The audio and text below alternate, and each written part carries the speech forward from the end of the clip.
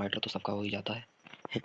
Matter वो वाला matter नहीं है भाई कि भाई का मैटर हो गया, वो वाला मैटर बिल्कुल नहीं है। हम मैटर केमिस्ट्री की बात करने वाले हैं। तो मैटर क्या होता है?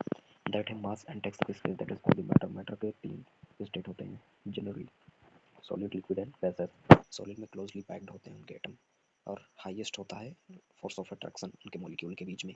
काइनेटिक एनर्जी मिनिमम होती है। वहीं पर गैसेस में बात करें तो काइनेटिक एनर्जी हाई रहती है। ठीक, अब ये तो सब बेसिक ही है। सवाल बनेगा यहाँ से प्लाज्मा क्या होता है? तो प्लाज्मा एक आयोनाइज्ड फॉर्म है, ठीक, गुड कंडक्टर होता है, जबकि पृथ्वी का हीटेड फॉर्म होता है, गैस का, तो ये आयोनाइज्ड होता है। इसको फोर्थ स्टेट ऑफ मैटर के नाम से भी जाना जाता है। यह प्लाज्मा में बोसन का भी जाना जाता है। ओके, तो gas of low density indirect absolute zero point का बोसन होता है।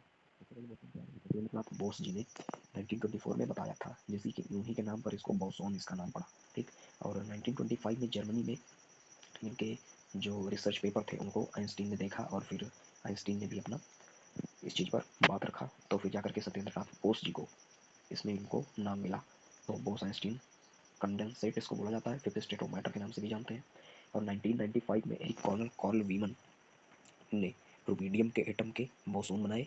1995 में एरिक कॉर्नल कॉर्ल वीमैन ने रुबिडियम के एटम के बोसोन बनाए। और 1995 में ही वॉल्फगैंग कैटर्ल ने सोडियम के एटम के बोसोन बनाए। ठीक है, और इन तीनों लोगों को 2001 में नोबेल प्राइज दिया गया। अब हम बात करते हैं इसके बाद में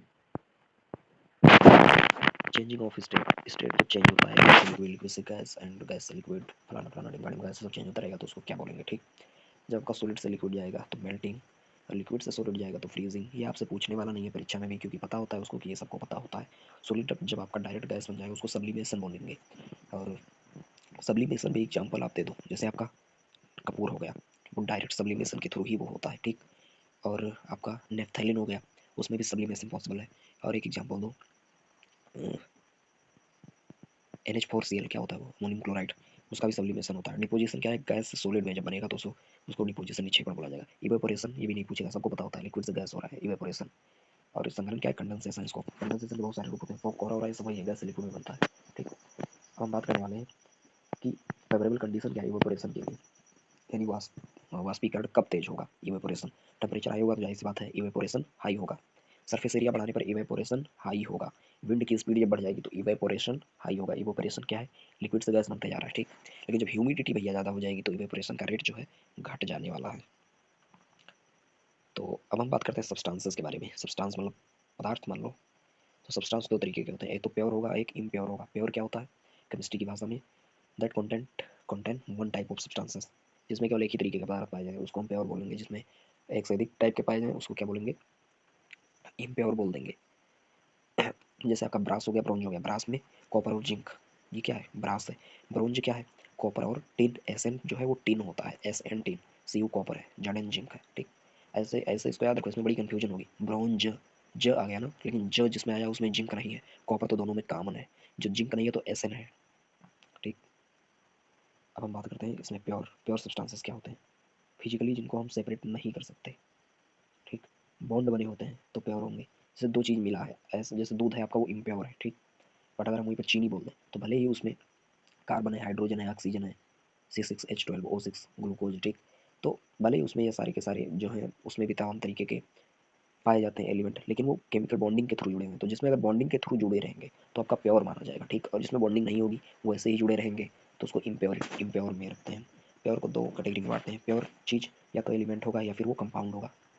इम्प्योरिटी आपकी दो तरीके की होगी, या तो होमोजीनियस मिक्सचर होगा या हेट्रोजीनियस मिक्सचर होगा। होमोजीनियस क्या होते हैं? Cannot say seen through necked eyes, नग्न आंखों से इनके पार्टिकल को नहीं देख सकते। बट हेट्रोजीनियस में हम देख सकते हैं, इनको फिजिकली हम सेपरेट नहीं कर सकते होमोजीनियस मिक्सचर को। आपको बताना है वायु आपका होमोजीनियस मिक्सचर है या फिर हेट्रोजीनियस मिक्सचर है। बहुत सारे लोग जाएंगे हेट्रोजीनियस मिक्सचर पर, लेकिन नहीं, वायु हमारा होमोजीनियस मिक्सचर है, क्योंकि हर जगह पर जो तमाम तरीके के जो गैस है उनका जो कॉन्टेंट है वो समानी मिलता है। ठीक, संगठन उनका समानी मिलता है। ये सब यार सब एग्जाम्पल तो सबको पता ही होता है। तो जो हमारी ये होमोजीनियस मिक्सचर होते हैं ना, इन्हीं को हम सॉल्यूशन बोलते हैं। सोल्यूट क्या होता है? सॉल्वेंट क्या होता है? सोल्यूट वो होता है जो लेस मात्रा में। सॉल्वेंट क्या होता है? जो मोर रहे। जो हमारा सॉल्यूशन होता है वो किसकी मात्रा को कंटेन करता है? जो आपका सॉल्वेंट होता है उसकी मात्रा को कंटेन करता है। जो होमोजीनियस मिक्सचर होता है उसके particle is too small, scatter करते हैं लाइट को? नहीं करेंगे।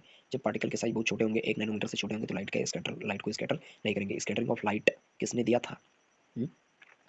स्कैटरिंग ऑफ लाइट किसने दिया था? हमारी वैज्ञानिक थे हमारे देश के,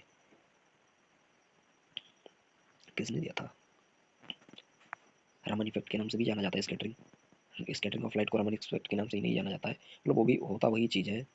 टिंडल इफेक्ट वो होता है, टिंडल इफेक्ट की खोज 1928 में रमन सीवी रमन जी ने किया था। 1930 में उनको नोबेल प्राइज भी मिला था एंड 1954 में उनको भारत रत्न भी मिला था। और हम 28 फरवरी को साइंस डे के रूप में भी मनाते हैं, तो ये सारी चीज़ें आपको याद रखनी है।